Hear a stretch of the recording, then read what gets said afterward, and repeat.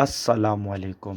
آج کا ٹاپک ہے امجد صابری۔ امجد صابری 23 دسمبر 1976 میں پاکستان کے شہر کراچی میں پیدا ہوئے۔ وہ پاکستانی صوفی قوال، نعت خواں اور گلوکار تھے۔ وہ صابری قوال گھرانے میں پیدا ہوئے اور غلام فرید قوال کے بیٹے تھے۔ وہ 12 سال کی عمر میں ہی اپنے والد کے ساتھ اسٹیج پر پرفارم کرتے آئے تھے۔ اسی دوران وہ برصغیر کے معروف قوال بن کر ابھرے، جو اکثر اپنے والد اور چاچا کے لکھے ہوئے قوال پڑھتے۔ امجد صابری نے قوالی اپنے والد سے 9 سال کی عمر میں ہی سیکھنا شروع کیا اور 1988 میں 12 سال کی عمر میں پہلی بار اسٹیج پر پرفارمنس دی۔ انہوں نے بہت سے ملک میں اپنے فن کا مظاہرہ کیا۔ امجد صابری کو 22 جون 2016 کو 2 مسلح موٹر سائیکل سوار نے لیاقت آباد ٹاؤن میں ان کی کار پر فائرنگ کر کے قتل کر دیا۔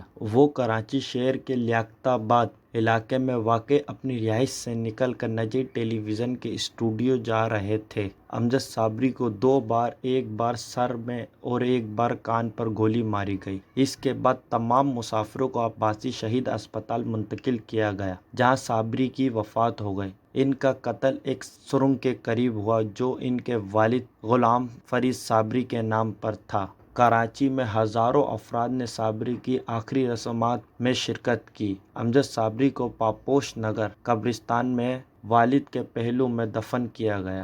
پاکستان اور ہندوستان میں بہت ساری عوامی شخصیت کی جانب سے صابری کے قتل کی مذمت کی گئی اور اس کے قتل کے خلاف متعدد مظاہرے کیے گئے۔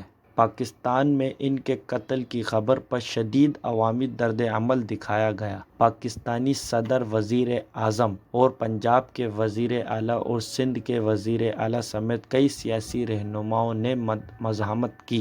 ساتھ ساتھ کئی اداروں، گلوکاروں نے بھی اس کی مزاحمت کی۔ امجد صابری کے قتل پر پڑوسی ملک بھارت میں بھی کئی معروف شخصیات نے افسوس اور مزاحمت کا اظہار کیا، جن میں سونو نگم، عالیہ بھٹ، شہباز مدگل، کیلاش کھیر، رضا مراد وغیرہ شامل ہیں۔